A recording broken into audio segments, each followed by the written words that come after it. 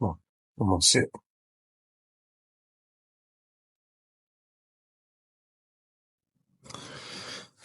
أعوذ بالله من الشيطان الرجيم بسم الله الرحمن الرحيم وصلي وسلم وبارك على سيدنا ومولانا محمد وعلى آله وصحبه والحمد لله رب العالمين ربنا زدنا علما وعملا أدما فعله السلام عليكم ورحمة الله Alhamdulillah. Donc les gens likez, partagez. Alors, on est toujours sur cette lecture de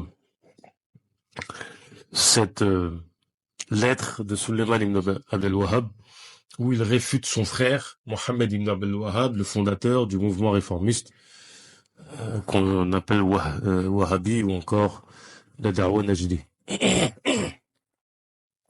On rappelle, donc là on est sur la 3e semaine de lecture du livre. On est terminé cette semaine. 3-4 chapitres à traiter. En sachant une chose, c'est que on va continuer lors des matinales cette rubrique qui consiste à apprendre un livre, à le lire. Il est probable, pour le coup ici, c'est un livre qu'on découvre ensemble. Mais il est probable qu'on puisse lire un livre que j'ai déjà lu au préalable, etc. Ça va dépendre du contexte. Le prochain livre, Inch'Allah, à lire, c'est un livre écrit par Cheikh Mohamed Murtada sur la Tariqa Mouridiyya. Ça permettra justement de clarifier certaines notions et de prendre le temps d'expliquer certaines choses. Donc, on est sur le chapitre de l'erreur dans l'exagération du takfir. Donc, pour revenir à ce qui a déjà été dit, le propos de Cheikh Sulayman ibn Abdel Wahhab, c'est de dire que, d'une part, pour que qu'ils soient mujtahid, sur ça tout le monde s'accorde. Et en l'occurrence, par conséquent, s'il n'a pas la capacité d'ijtihad, ce que lui-même dit ne pas réclamer dans plusieurs de ses lettres, à ce moment-là, il y a cette obligation de faire le taqlid.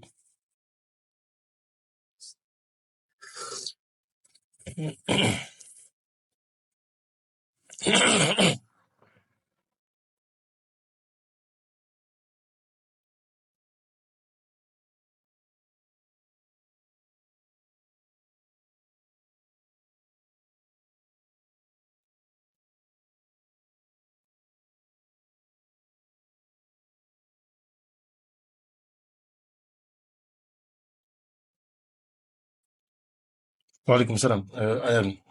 Effectivement, pour les liens, il y a un lien PayPal en fait pour soutenir justement le projet de Dara avec la maison d'édition. Si les gens le veulent, Inch'Allah, je le donnerai en DM. Quand j'y pense, je pourrais aussi le mettre en fait en lien sur les chaînes YouTube. C'est une chose que je pense faire, Inch'Allah Ta'ala.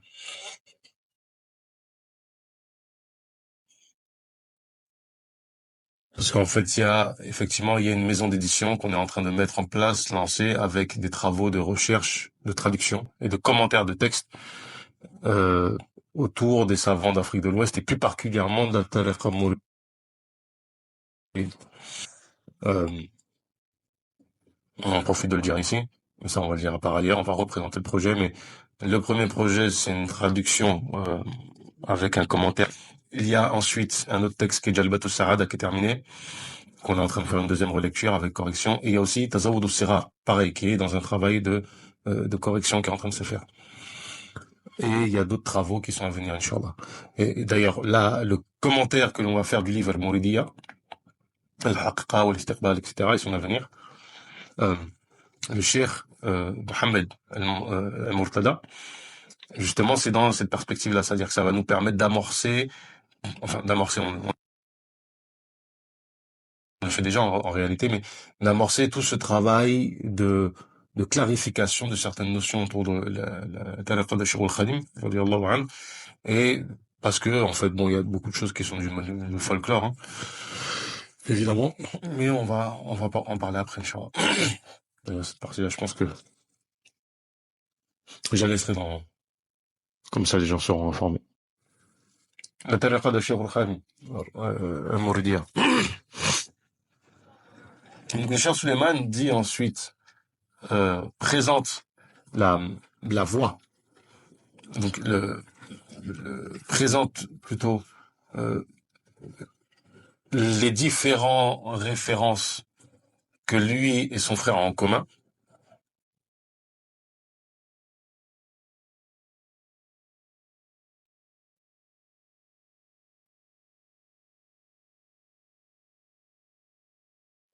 Les différents références qu'ils ont en commun chez les Hanabila, mais plus particulièrement, il va se référer à Ibn Taymiyyah, Ibn Qayyim, parce que il est connu en fait que le Cheikh Ibn Abdel Wahhab, Mohammed Ibn Abdel Wahhab, se référait principalement en fait à Ibn Taymiyyah. Par exemple, l'une des bases en fait de ses positions sont entre autres justement le taqsim du tawhid en trois. C'est à partir de ça qu'il y a cette possibilité de faire l'apostasie, de déclarer apostat en fait un certain nombre de personnes. Donc on est sur le chapitre de l'erreur dans l'exagération du takfir. Il y a une autre preuve qui démontre que votre takfir est incorrect lorsque vous déclarez les musulmans comme mécréants. Une autre preuve montrera que lorsque certains musulmans accomplissent une invocation et un vœu pieux en dehors d'Allah, cela ne fait pas de la mécréance causant sa sortie. Cela n'est pas de la mécréance causant sa sortie de la religion. Vous devez certainement savoir que le prophète alayhi salatu wassalam a mentionné dans un hadith authentique que les limites sont entourées par des choses douteuses. Ibn Mas'ud radiyallahu anhu a rapporté que le prophète alayhi salatu wassalam a dit, wa alaykum salam, chaque fois que l'un d'entre vous se trouve sur sa monture sur la terre et qu'elle est perdue, qu'il crie: ô serviteur d'Allah, aidez-moi, ô serviteur d'Allah, ya ibadallah, ansurni, aidez-moi, aidez-moi. 3 fois, il la lui rendra, la monture. Rapporté par Al-Tabarani, Al-Hakim. Non, je pense que quand c'est Al-Hakim en général, c'est le Mustadrak. Al-Sahihayn, en fait, l'imam Al-Hakim a rassemblé des hadiths qui répondaient en fait aux exigences de Bourg. Ce hadith a été mentionné par les imams dans leurs livres et de nombreux groupes l'ont rapporté à la Ummah. Et la Ummah l'a mémorisé, personne. Cette liste comprend l'imam al-Nawawi dans son ouvrage Al-Azkar min Kalami Sayyid al-Abrar, l'imam Ibn al-Qayyim dans son livre Al-Kalimat al-Tayyib, l'imam Ibn Muflih dans l'Adab al-Sharia, l'imam qu'il a mentionné dans l'Adab al-Sharia a ensuite rapporté, ça c'est intéressant, Abdullah, le fils de l'imam Ahmed, a dit: j'ai entendu mon père, radiyallahu anhu, j'ai accompli le Hajj 5 fois et dans un de ces voyages, je me suis perdu alors que je marchais. J'ai alors dit: oh, ya ibadallah, oh les serviteurs d'Allah, ansurni, aidez-moi vers le bon chemin. Et à chaque fois que je me perdais, je disais cela jusqu'à ce que je retrouve mon chemin. Alors, bien comprendre une chose. Notre problématique, c'est la suivante. Il y a 2 mas'ala de fiqh qui sont des mas'ala de fiqh et pas de aqidah. À savoir le tawassul et l'istighatha. Il y a manifestement pour le tawassul un accord, on va pas parler de consensus, mais un accord, un ittifaq entre les 4 écoles, le fait que ça soit permis. 2 choses. Beaucoup, chez les Malikis c'est le cas, chez les Hanabila c'est le cas, c'est mandoub par le prophète alayhi salatu wassalam. Permis par autre que le prophète alayhi salatu wassalam parmi les salihin. Qu'est-ce que le tawassul? C'est le fait de dire Ya Allah bijahil Mustafa, par le degré de Mustafa. Donc Allah Ta'ala par le degré d'un tel, ou par le droit d'un tel. Par exemple, on sait que l'imam Abu Hanifa a blâmé l'utilisation du droit d'un tel parce que ça impliquait que Allah Ta'ala, on contraignait Allah Ta'ala, ce qui n'est pas permis. Souvent, les gens, en fait, ils comprennent mal cet avis-là. Il faut retourner à ce que disent les Hanafi. Donc, bihaqqi nabi, par le droit du prophète, alayhi salatu wassalam, ou bijahin nabi, etc. C'est ça le tawassul, c'est ça la formulation. L'istighatha, la différence avec l'istighatha, c'est que tu interpelles directement l'individu. Mais en fait, comme s'il était vivant. Parce que la aqidah sahih, la bonne croyance, c'est de ne pas distinguer entre le vivant et le mort d'un point de vue de la qudra, d'un point de vue de la capacité. Il n'y a pas de distinction entre les deux, pour la simple et bonne raison que Allah Ta'ala est seul fa'il. Il est unique à agir correctement. C'est-à-dire que, comprenez une chose, seul Allah Ta'ala agit. Seul Allah est acteur. Les causes et les effets relèvent de la création d'Allah. Allah Ta'ala crée le feu, il crée le bois, il crée la rencontre, et dans la rencontre, quand il crée la rencontre entre le bois et le feu, il crée la combustion. C'est ça la vie en fait. La position correcte en matière de aqidah chez les sunnis. Les conséquences de cela, c'est que il n'y a pas de distinction à faire entre un mort et un vivant. Ça, c'est le premier des aspects. Le deuxième des aspects, c'est que ici, ce qui est dit ici, alors évidemment, on ne s'adresse pas à des personnages non vivants, on s'adresse en fait, parce qu'il faut comprendre que dans le monde du barzakh, les âmes, en fait, continuent leur activité. Certes, ils n'emmagasinent pas des bonnes actions. C'est-à-dire que le monde des bonnes actions, c'est le monde de cette dunya. Mais dans le barzakh, dans le dola, on continue à adorer Allah Ta'ala. Et non pas pour les hasanats, justement, mais juste pour le plaisir de l'adoration. Ici, dans le récit suivant, ce qui est important de rappeler, c'est que il y a en fait un texte où le prophète, alayhi salatu wassalam, recommande, lorsqu'on est dans une situation que la monture est perdue, ou que toi, alors la chose c'est la suivante, c'est que ici, le hadith dit, si ta monture est perdue, demande l'aide des esclaves d'Allah. Alors, est-ce que c'est les anges? Est-ce que c'est les djinns? Allahu a'lam. Ici, on va pas trancher sur cette question-là, c'est pas le sujet. Après, peut-être que le Cheikh Suleiman va le développer. Mais en fait, c'est le hadith tel qu'il est, nous dit juste, on demande aux esclaves d'Allah Ta'ala, mais ceux qui ne sont pas sur le plan de la matière comme nous.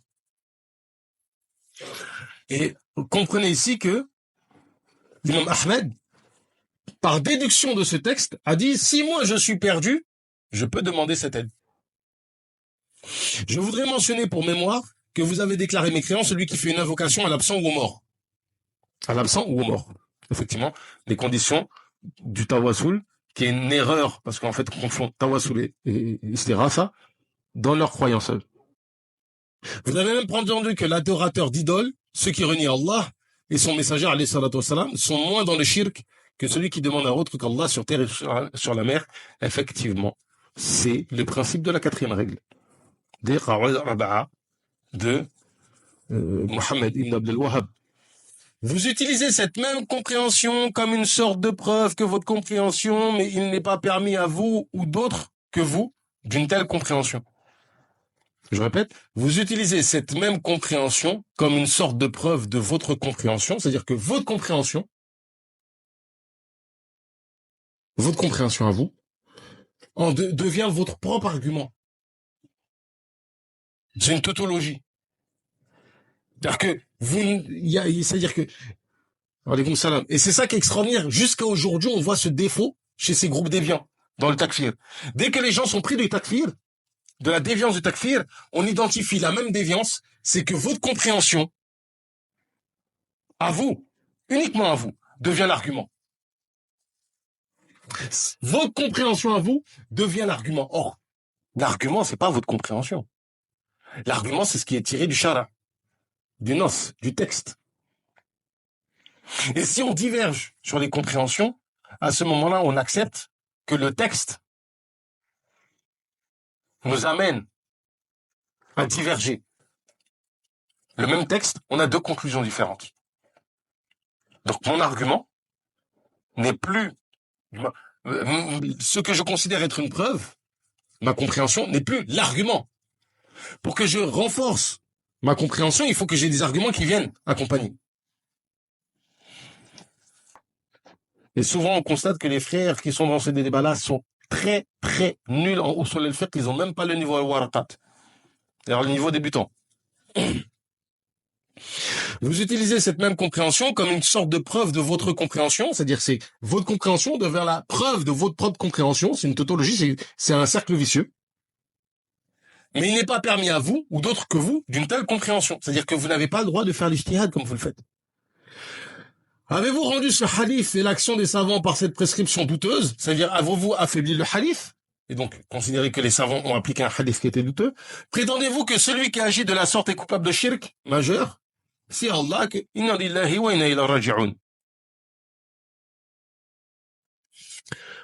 Il a aussi été rapporté dans Mukhtasar al-Rawda. L'un des, pareil, si je me trompe pas, Mukhtasar al-Rawda, c'est l'un des textes débutants, en fait, chez les Hanabila.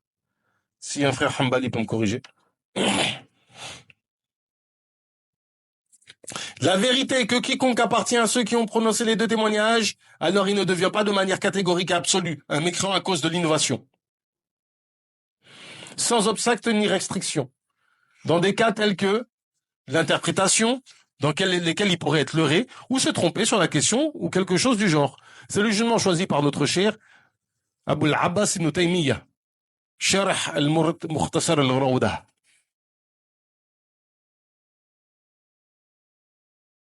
Comprenez? Si quelqu'un, et c'est ça la vie en fait, pourquoi on ne fait pas le takfir des Mu'tazila sur la question des af'al al-ibad, des actes des créatures? C'est parce qu'on dit que c'est une erreur d'interprétation qui est tirée en fait d'une mauvaise compréhension du Coran et de la Sunna. Par conséquent, on ne fait pas le takfir. Même si leur affirmation que les créatures ont un pouvoir qui est créé par Allah est une bid'a qui implique d'accorder à autre qu'Allah Ta'ala la qudra. C'est du shirk en fait. Tu dis que autre qu'Allah Ta'ala est qadir. Autre qu'Allah Ta'ala est fa'il. Ça contredit la wahdaniyya fi af'al. Mais eux, ils se basent sur une interprétation des textes. Ils vont te prendre un texte ou beaucoup de textes qui vont te mettre en lumière que on attribue aux créatures en fait les actions. Et cette erreur d'interprétation fait que on ne fait pas leur takfir, malgré le fait que la conclusion en fait et les implications de ce qu'ils disent. Il est shirk. Mais c'est une erreur d'interprétation basée sur les textes. Et ils ne sont pas à mettre à la même enseigne qu'un juif ou un chrétien ou qu'un majous. Parce qu'en fait, leur erreur d'interprétation est tirée des textes. Pensez-vous que faire appel à celui qui est absent ou invisible est du kufr et que ceci fait partie des choses nécessairement connues de la religion et que les imams de l'islam ne le savaient pas? Pensez-vous que vos paroles sont le baromètre établissant la preuve contre les gens? Et ça, c'est très important. Est-ce que ce que vous dites, c'est ça l'argument? C'est ça, iqamatul hujja. C'est ça, établir en fait l'argument péremptoire contre un individu pour dire maintenant en fait, si tu ne crois pas à ce que je dis, tu es un kafir. Nous mentionnerons bientôt les paroles de Cheikh Taqiyuddin Ibn Taymiyyah, Abu al-Abbas, par lesquelles vous cherchez à utiliser ces paroles comme preuve pour déclarer les musulmans comme étant des mécréants à cause de leurs invocations et de leurs vœux pieux.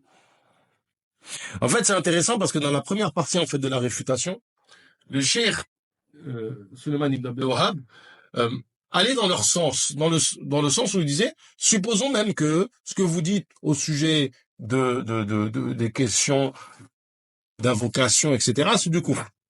Cependant, ce n'est pas du kufr dans le sens absolu, en relativisant et en montrant qu'il y a des conditions pour établir que c'est du kufr. Là, en fait, le Cheikh Ibn Abdel Wahhab revient en fait sur cette question de takfir et l'exagération, même en allant en disant, non, en fait, on a des textes qui disent qu'on peut faire telle ou telle chose. Sur la base de quoi vous faites le takfir, vous? Et là, il introduit en disant, on va citer l'un des savants que tu prends en référence, on verra que ce qu'il dit ne correspond pas à ce que toi tu dis. Évidemment, c'est comme hier des petits frères qui sont venus nous dire que dans le Coran il y a ci, il y a ça, en fait, qui n'étaient incapables de présenter en fait leur argument de manière réellement scientifique, avec des usul al-fiqh, avec des tafasir cohérents. Et si nous n'avions pas décidé de prononcer ces paroles, les propos que nous avons prononcés plus tôt auraient été suffisants. Mais une note supplémentaire est également bénéfique. C'est-à-dire que ce qu'on a déjà dit, en fait, suffit. Maintenant, on va rajouter. Le cheikh, rahmallah, a dit, iqtida sirat al-mustaqim. Quiconque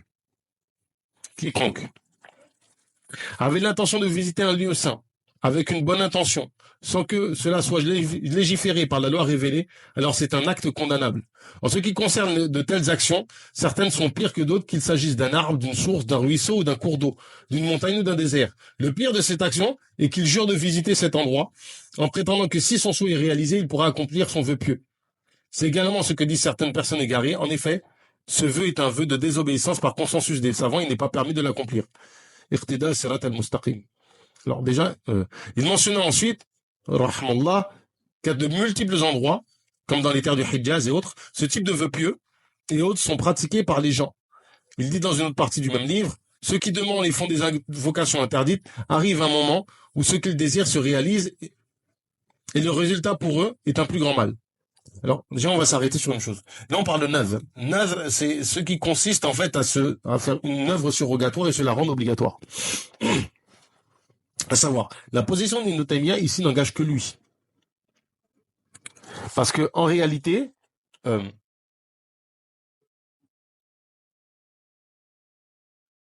n'y a pas de désobéissance dans le fait de faire un nazr qui consiste à dire je vais visiter. Déjà, la chose est la suivante, c'est que effectivement, il y a un fait, chez les Malikis c'est comme ça, celui qui se rend obligatoire d'aller prier dans telle ou telle mosquée, étant donné que toutes les mosquées sont... Si, par exemple, je dis, je fais le vœu, je fais un œuvre, il m'incombe d'aller.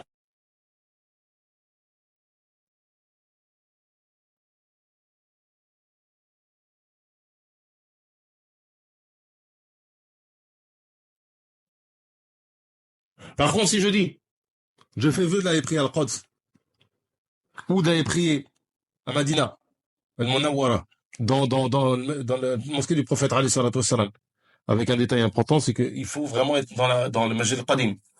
Si c'est pas le Masjid al-Qadim, ça sera pas valable. Ou, pareil, aller prier dans le Haram, pareil, il faut respecter le Masjid al-Qadim, ici c'est plus compliqué. Déjà,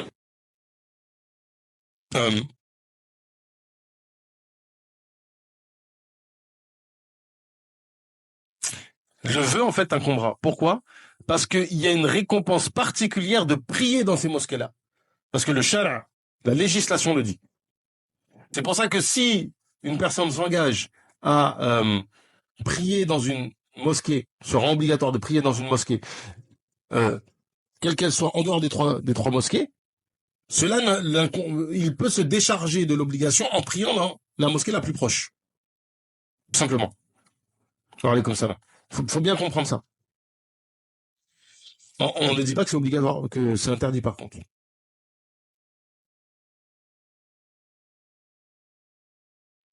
Pour ce qui est de visiter un saint,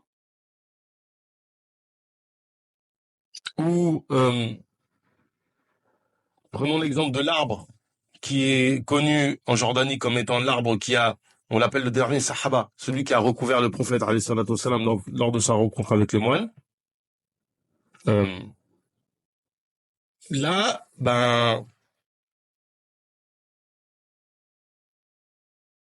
c'est discutable. Parce qu'en fait, on peut partir du principe que c'est un lieu qui a une certaine bénédiction, etc. En tout cas, il y a pas ce caractère illicite catégorique comme le dit Ibn Taymiyya.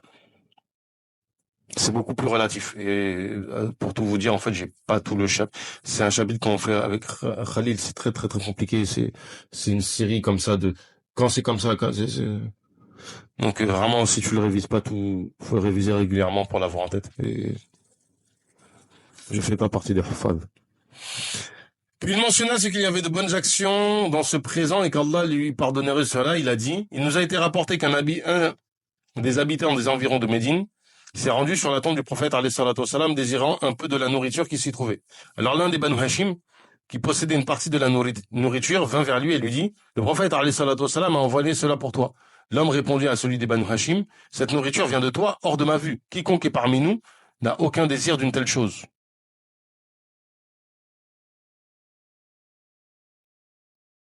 J'ai pas compris le récit. Excusez-moi, je vais relire. Il nous a été rapporté qu'un des habitants des environs de Médine s'est rendu sur la tombe du prophète alayhi salatu wassalam, désirant un peu de la nourriture qui s'est trouvée. Donc la nourriture qui était à côté euh, de la tombe du prophète alayhi salatu wassalam. Manifestement, des gens mettaient de la nourriture là-bas. Alors l'un des Banu Hashim, qui possédait une partie de la nourriture, vient vers lui. Donc apparemment, la nourriture, en fait, qui était présente près du maqam. Et il lui dit, le prophète alayhi salatu wassalam a envoyé cela pour toi, c'est-à-dire la nourriture. L'homme répondit à celui des Banu Hashim, cette nourriture vient de toi, donc pas du prophète alayhi salatu wassalam, hors de ma vue, quiconque est parmi nous n'a aucun désir d'une telle chose. Donc en fait, les gens comme nous ne désirent pas en fait quelque chose qui vient des hommes. D'autres comblaient leurs besoins et manger sans aucune réprobation de la part de leur entourage. Cela est dû au fait que ces personnes avaient un certain type de raisonnement, faisant le taqlid sur des questions ou manquaient de science.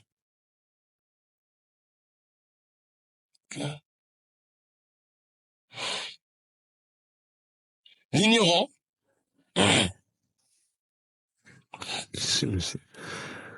l'ignorant est pardonné alors que celui qui détient la science ne l'est pas.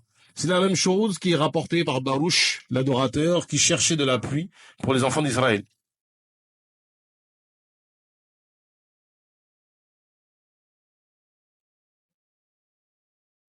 C'est la règle générale pour tous ceux qui concernent le sujet, c'est que par manque de connaissances que cela se produit. Si l'action mentionnée ci-dessus était une action acceptée dans la charia, ou une action, ou une question religieuse, les gens qui savent l'auraient su, l'auraient accompli et en auraient informé les autres. Il n'est certainement pas dit que ces personnes qui accomplissent ces actions et qui manquent de connaissances sont autorisées à commettre ces actes interdits. Non, en effet, Allah n'a permis à personne d'accomplir de telles actions interdites, mais pour celui qui manque de connaissances en la matière, on espéra qu'il obtiendra l'indulgence et le pardon. C'est-à-dire celui qui fait quelque chose qui est illicite à cause de son ignorance et qu'il n'a pas les moyens en fait de savoir, on espère qu'Allah Ta'ala lui pardonnera.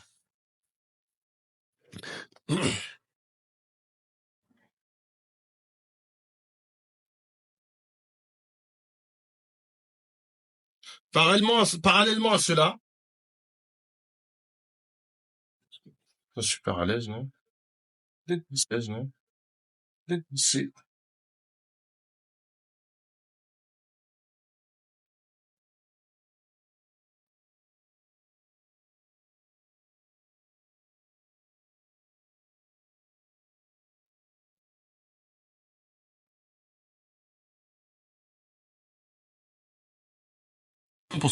pour lui et la licéité de son action. Donc en fait, il y a une distinction entre le fait qu'une chose soit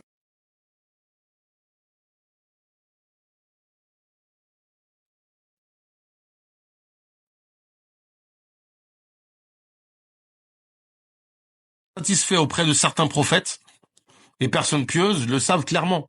Et ils sont en dehors de ce que nous avons mentionné. Cela n'a pas été livre. Une action n'est considérée comme louable et comme une sunna que s'il figure dans le livre d'Allah ou dans une sunna du messager alayhi salatu wassalam. Et s'il elle figure dans celle-ci et correspond à ce que faisaient les générations précédentes, alors tout ce qui est en dehors de cela, le Coran, la sunna et la pratique des salafs, fait partie des bid'a, des innovations. Et elle n'est alors pas louable, même si elle comporte parfois des bénéfices généraux. Alors cet avis-là, en fait, c'est sur ce genre de choses où on s'oppose avec Ibn Taymiyyah, dans sa manière de comprendre les choses. Parfois, des vœux pieux interdits sont prononcés selon la charia. Donc lorsqu'ils sont accomplis, de la nourriture est donnée aux gardiens de la Kaaba et à ceux qui vivent à proximité, qui restent dans une partie du sanctuaire, des lieux de visite et d'autre part. Certaines de ces personnes ont fait des vœux pieux en disant « J'étais malade, puis j'ai fait un vœu pieux et je me suis rétabli. » Donc quelqu'un qui dit « Je suis malade » et que si Allah Ta'ala me guérit, je ferai une ibada spécifique. En général, nous, pour les malikis, à partir du moment où tu fais un nazr sans spécifier l'adoration, on te demande de sacrifier une chat, une udhiya. Ce qu'on fait, par exemple, pour le Ilal Kibir. Un autre dit, je suis parti au combat, j'ai fait un vœu pieux et j'ai été victorieux. Donc je me suis rendu obligatoire, par exemple, le fait de faire le djihad. Un autre encore, j'étais en mer quand quelque chose m'a rattrapé, j'ai fait un vœu pieux et j'ai été sauvé. Un autre a dit, j'étais en prison, alors j'ai fait un vœu pieux et j'ai été libéré. C'est pour cette raison que certains de ces gens ont pensé qu'à cause de ce vœu pieux qu'ils avaient fait, le résultat était que ce qu'ils cherchaient a été accompli et que tout mal qui leur arrivait était différé ou supprimé. Alors, faut savoir que chez les Malikis, certains divergent, certains ont dit que c'est macro, parce que c'est comme faire un deal avec Allah Ta'ala et c'est critiquable. Donc le plus véridique des véridiques, le prophète alayhi salatu wassalam, nous a cependant informé que le vœu désobéissance à Allah n'est pas la raison du bon résultat. Vous trouverez beaucoup de gens disant que le mausolée d'un tel, le lieu d'un tel a accepté le vœu, signifiant par cette déclaration qu'il a fait un vœu jurant que son besoin serait satisfait, alors il le fut. Il a été rapporté qu'un homme s'est rendu à la tombe du prophète, alayhi salatu wassalam, puis il s'est plaint à lui durant une année de sécheresse. Puis il le vit durant un rêve et lui ordonna de voir Omar, radiallahu anhu. Ensuite de sortir et faire la prière de demande de pluie avec les gens. Il a dit que cet exemple s'est produit à de nombreuses reprises en dehors du prophète, alayhi salatu wassalam. Mais ça, c'est un récit qui est connu, hein. Un bédouin, en fait, c'est pendant une période de sécheresse, un homme est venu se plaindre auprès du prophète alayhi salatu wassalam, en disant Ya Allah, Ya Rasulullah, implore Allah pour ta communauté qui est en difficulté. Vous devez savoir que ces incidents et également l'un d'entre eux demandant au prophète alayhi salatu wassalam ou un autre que lui de sa umma pour ses besoins, alors ceci fut accompli pour lui et cela arrive souvent. Ce que vous devez également savoir, c'est que la réponse du prophète alayhi salatu wassalam ou d'un autre qui répond n'est pas une preuve de l'aspect louable de demander, mais la plupart de ceux qui demandent au prophète ou au pieux font partie de ces gens et s'ils ne recevaient pas de réponse à leur demande, alors leur foi serait heurtée. Alors il leur répondit, tout comme s'il lui avait demandé dans cette vie d'ici-bas, il répondit. Alors, note du traducteur intéressante. Prêtez attention au fait que dans ce passage, Cheikh Ibn Taymiyyah, rahmallah, mentionne que le mort, à qui les gens demandent, cela, on l'a capté.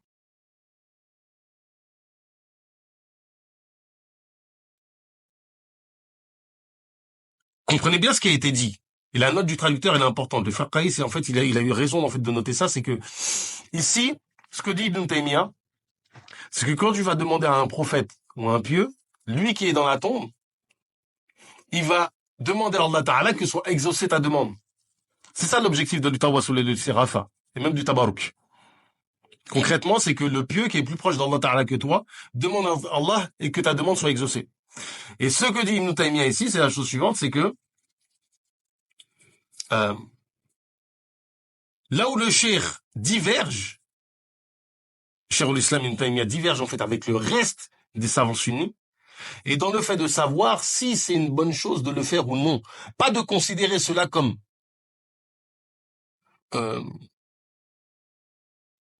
du coufre et d'excommunier celui ou celle qui ferait une telle demande à un mort. En fait, la divergence avec Ibn Taymiyyah, c'est savoir est-ce que cet acte-là est louable ou blâmable. Non pas la possibilité et la capacité de répondre du mort. Ce qui est très très loin de ce qu'on entend, il ne t'est bénéfique en rien. Ce n'est pas vrai si tu lui demandes et que lui il peut invoquer Allah Ta'ala pour toi. Je rappelle une chose importante, très importante. Toute personne qui dit que le mort n'est pas bénéfique dit deux choses. La première, il affirme, à contrario, ce qu'on appelle mafhum khalafa en usul al-fiqh, que le vivant est capable et qu'il est bénéfique. Ce qui est extrêmement grave. Ce qui est du shirk, concrètement. Deuxième problématique, évidemment, on ne fait pas vos takfir pour ça. Deuxième problématique, s'il vous plaît les frères, à partir d'aujourd'hui, vous devez faire 50 prières par jour, pas 5. Parce que sans Sayyidina Moussa alayhi salam, on fait 50 prières pour rappel. Donc si vous dites que l'intervention de Sayyidina Moussa alayhi salam auprès du prophète alayhi salam pour qu'il demande l'allègement des prières obligatoires n'est pas bénéfique, on n'a pas la même définition de la notion de bénéfice. Et on doit s'accorder dessus. Mais aujourd'hui, certaines tombes font l'objet de rassemblements auprès d'elles et au cours de l'année, des gens de différentes régions s'y rendent au mois de Muharram, Safar ou Ashura, ou d'autres que Salah, et ont l'intention d'accomplir des choses ou s'y rassembler, comme ils auraient l'intention d'aller à Arafat, Muzdalifa, dans les jours bien connus de l'année. Il se peut que l'intérêt et l'intention de ces rassemblements soient dans un but religieux, et que ce monde soit un mal pire que d'autres, à tel point que certains d'entre eux disent, même, nous voulons faire le hajj auprès de la tombe d'un tel. Effectivement, c'est une bid'a, c'est-à-dire que dire que tu fais le hajj, parce qu'en fait, tu vas transposer une ibada qui est légiférée avec des rites particuliers et tu vas utiliser le même nom juste pour ton voyage. En fait, ça, c'est extrêmement grave. En fait, tu tombes dans la bid'a parce que ça peut ouvrir la porte à une erreur de aqidah. On parle même plus d'erreur de pratique, mais erreur de aqidah, parce que tu crois en fait que c'est légiféré dans la religion. En général, celui qui fait des choses en présence des tombes, le prophète alayhi salatu wassalam l'a interdit et l'imam Ahmed ibn Hanbal a détesté celui qui fait des choses devant les tombes. Les gens se sont beaucoup égarés dans cette voie et ont augmenté leur mal. L'imam Ahmed a mentionné ce qui a été fait en présence de la tombe de Hussein, radiallahu anhu. Entre en ligne de compte ce qui se fait en Égypte en présence de la tombe de Nafisa et d'autres qu'elle,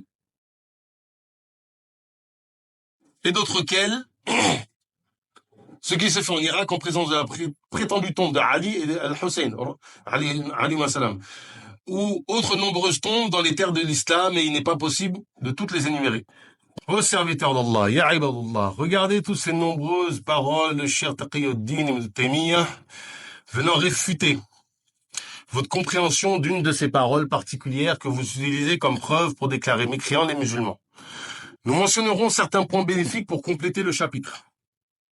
Un exemple de ceci est sa parole dans le fait d'avoir l'intention d'aller vers un lieu saint ou un certain morceau de terre faisant des vœux pieux à des individus, des arbres, des grottes et d'autres choses qui avaient été mentionnées parmi les choses interdites.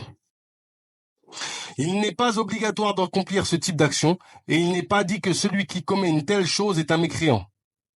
Excuse-moi.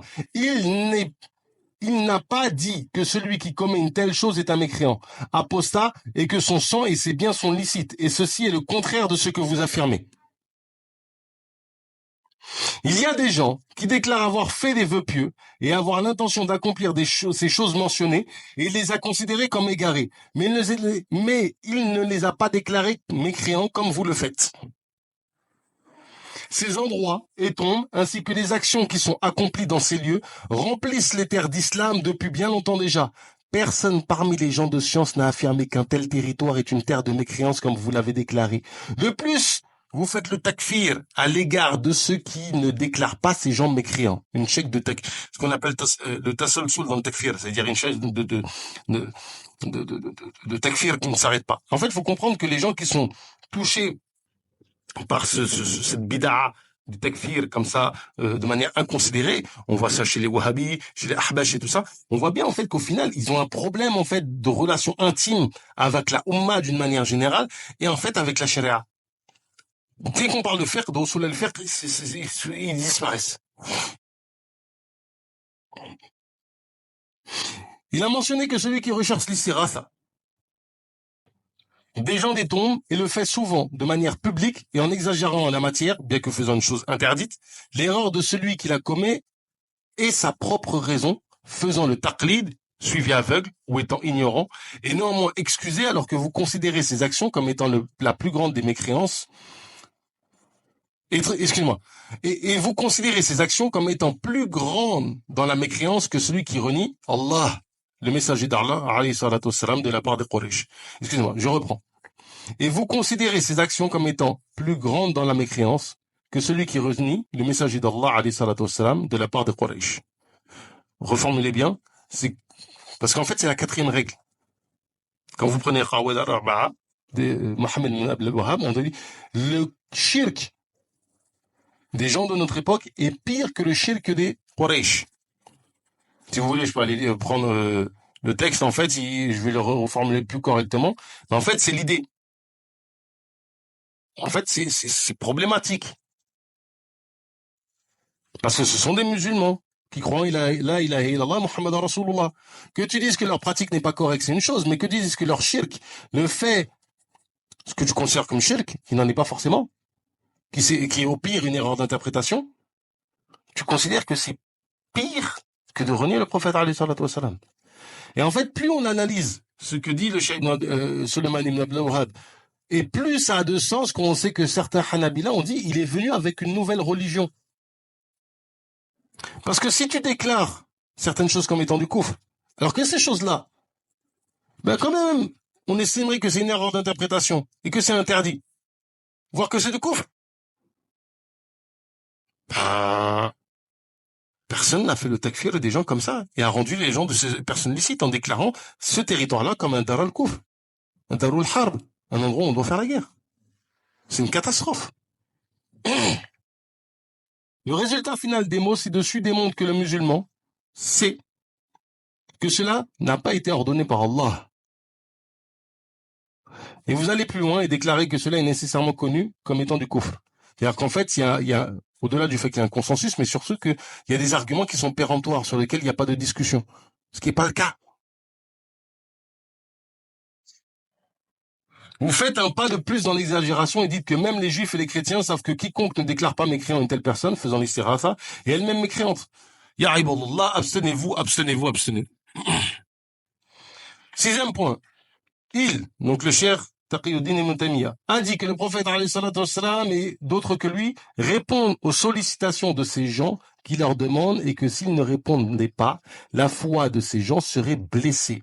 En fait, cette phrase-là est juste folle. C'est que déjà, ça remet en question toute votre vision.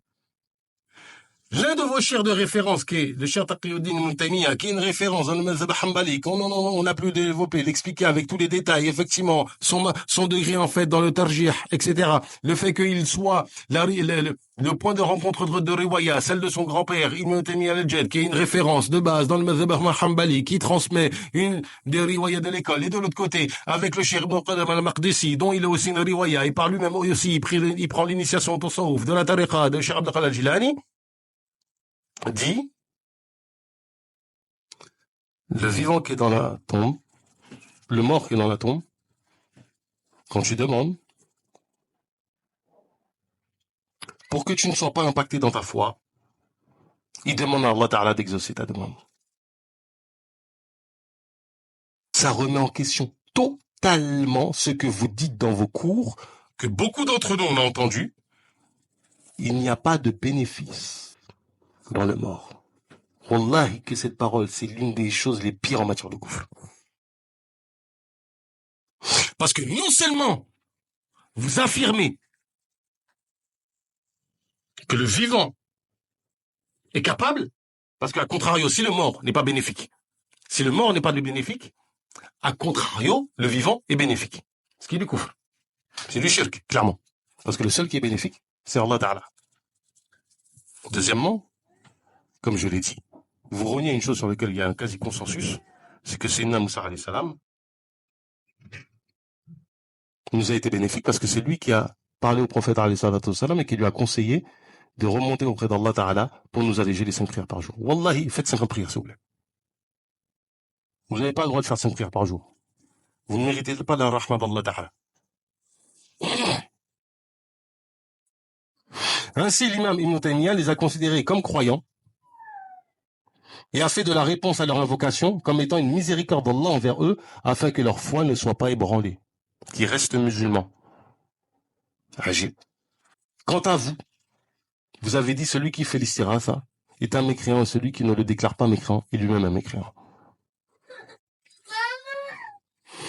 Ces questions telles que de demander au prophète alayhi salatu wassalam sont apparues dans la Ummah au temps des compagnons.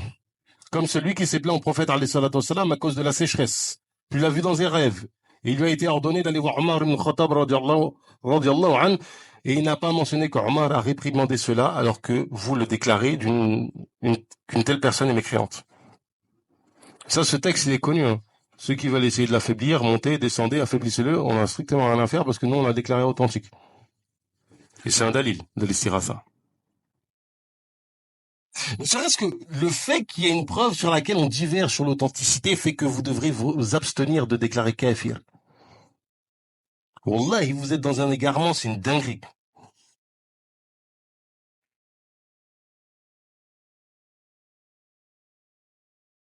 Ces choses se sont produites avant l'époque de l'imam Ahmed, parmi l'époque des imams de l'islam. Et certains parmi eux ont réprimandé cela et ceci n'a pas cessé jusqu'à ce que cela remplisse la terre d'islam. Tous ont fait les actions que vous avez déclarées être celles des mécréants, mais aucun des imams, des musulmans, ne croyait être devenu mécréant à cause de cela. Personne n'a dit, ce sont des apostats. Et personne n'a ordonné de faire le djihad à leur rencontre et de considérer ces terres d'islam comme étant des terres de shirk et de guerre comme vous l'avez fait. En fait, les gens qui disent, oui, il a fait da'wa, patati patata, mais il a pris des armes après, mais même vous confirmez en fait votre égarement. Personne avant vous n'a fait ça, c'est une bid'a, faqat, point, arrêtez de blablater. Prendre les armes contre des musulmans parce que tu diverges une compréhension de fiqh, c'est une bid'a. Et l'une des pires. De plus, vous qualifiez de mécréants ceux qui ne considèrent pas ces actions comme du kufr. Et même s'ils ne l'ont pas commise, croyez-vous donc que ces questions font référence aux intermédiaires qui ont été mentionnés précédemment dans la mesure où celui qui commet cela est un mécréant par consensus? 800 ans se sont écoulés au cours de cette umma. 800 ans se sont écoulés au cours de cette umma. Et aucun savant parmi les juges de haut rang n'a cru qu'il s'agissait de kufr, comme aucune personne dotée d'intelligence ne pense de cette façon. Personne n'a fait ça avant vous. Personne. Point. Cherchez pas, il n'y a personne. En effet, Wallah, vos paroles engendrent obligatoirement de considérer toute la Oumma après l'époque de l'imam Ahmed, qu'Allah Ta'ala lui fasse miséricorde, dont la plupart de leurs savants, donc ça implique les savants, hein, les dirigeants des musulmans, jusqu'au commun des musulmans comme étant des mécréants, des apostats, c'est à Allah que nous appartenons et c'est à lui que nous retournons. Cherchez son aide, retournez vers Allah, cherchez son secours et revenez à lui. Arrêtez avec votre bid'a. Dites-vous ce que disent certains de vos suiveurs lambda, à savoir que la preuve n'est établie que par vous, et que ceux qui vous précédez n'ont pas compris.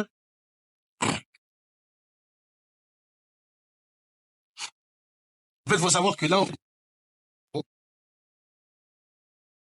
pas uniquement Mohammed. Les paroles du Cher, la preuve contre vous dans votre compréhension erronée de ces actions, que votre position est fausse lorsque vous dites que ces actions entrent dans l'expression quiconque établit des intermédiaires entre lui et Allah, de nous et de vous protéger de l'égarement. Alors, sur cette dernière parole, il faut préciser. En fait, de quoi est-ce qu'il parle? Il parle de la fameuse parole de l'imam al-Buhouti, qu'on trouve, en fait, qui fait référence, en fait, c'est pas seulement l'imam al-Buhouti, en fait, c'est dans le bab, de l'apostasie qu'on trouve chez les Hanabila. Alors, tout le monde a un bab de l'apostasie dans toutes les écoles juridiques, mais lui, il fait référence à cette parole-là, auquel se réfère, en fait, Ibn Abel Wahhab et ses partisans, qui comprend intermédiaire, etc., en plaçant lui sa confiance. Et ce qu'il dit, c'est que la compréhension que vous en avez est totalement erronée, elle est fausse, elle ne correspond pas en fait à ce qui est rapporté en fait des imams de l'école. Et là, il rajoute à cela en disant, mais personne n'a dit ça avant vous, personne n'a fait la guerre avant vous pour ces questions-là, personne n'a dit que cette erreur de compréhension-là pouvait être le couvre qui faisait que le sang, les biens et les biens et le bien et les sangs est devenu illicite. En fait, c'est ça qu'il faut comprendre. D'ailleurs, je sais plus, récemment, je disais, je sais plus à qui, je crois que c'était un frappe plus ou moins Habbas ou un truc comme ça. Le problème fondamental qu'on a avec les Wahhabis n'est pas tant sur la question des Asma Sifat. La question des Asma Sifat, on peut débattre pendant des heures. On va pas se mettre d'accord. Mais c'est leur question du takfir. Sur des questions telles que les siras, le tawassul, etc. C'est ça la vraie fitna. La vraie fitna qui a amené, en fait, à faire couler le sang de centaines de musulmans. Jusqu'à aujourd'hui. Daoula, c'est vous. Me dites pas c'est pas vous, c'est vous. Vous êtes pas content, c'est pareil. En fait, c'est comme avec les juifs et les chrétiens, qu'ils divergent entre eux, c'est pas notre souci. Que vous divergez entre eux, c'est pas notre souci. Vous êtes les mêmes Muqtadi'a, avec la même bid'a. En espérant, Inch'Allah, il nous reste encore quoi, là? Il y a un petit chapitre sur l'état de la Ummah. Il est assez court. Il est quand même conséquent. Après, il y a le Najj et les hadiths. Donc, il va rapporter les hadiths sur le Najj.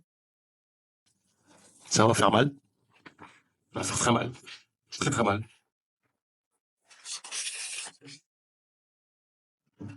Shaitan, la Ummah et le Shirk. La sacralité de l'Hijaz. Il y a quoi encore? La Ummah se réunit-elle sur l'idolâtrie? Chapitre, une réelle description des adorateurs d'idoles. Dernier texte un texte sur le salut, et je crois que c'est le dernier chapitre. Donc en fait, il reste peut-être on risque peut-être pas de finir cette semaine, de finir la semaine prochaine, Inch'Allah Ta'ala. Il y a une série comme ça de hadiths sur la fin, sur le salut. Alhamdulillah Rabbil Alamin. Et il y aura l'annexe où le frère Qais al-Hanbali démontre en fait comment l'affirmation qu'il y a eu tawbah de la part de Cheikh Suleiman est une escroquerie. سبحانك اللهم وبحمدك اشهد ان لا اله الا انت واستغفرك واتوب اليك وصلي وسلم وبارك على سيدنا ومولانا محمد وعلى اله واصحابه والحمد